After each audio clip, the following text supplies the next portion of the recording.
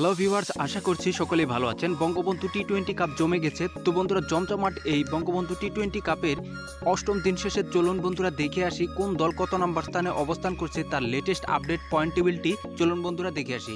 তো বন্ধুরা, ভিডিওটি ভালো লাগলে অবশ্যই ভিডিওটিতে একটি লাইক দিয়ে চ্যানেলটি সাবস্ক্রাইব করে দিবেন।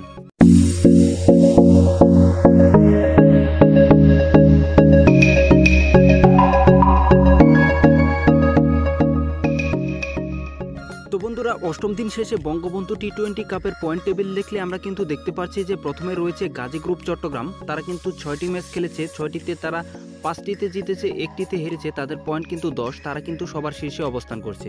তারপরে রয়েছে 2 নম্বরে জেমিকন খুলনা। তারা কিন্তু 7টি ম্যাচ খেলেছে, 4টিতে জিতেছে, 3টিতে হেরেছে। তাদের পয়েন্ট কিন্তু 8, তারা কিন্তু 2 নম্বর স্থানে অবস্থান করছে। তারপরে রয়েছে বেক্সিমকো ঢাকা। তারা কিন্তু 3 নম্বরে রয়েছে, তাদের পয়েন্ট কিন্তু 6, তারা কিন্তু 6টি ম্যাচ খেলেছে, 3টিতে হেরেছে, 3টিতে জিতেছে। তাদের পয়েন্ট কিন্তু 6।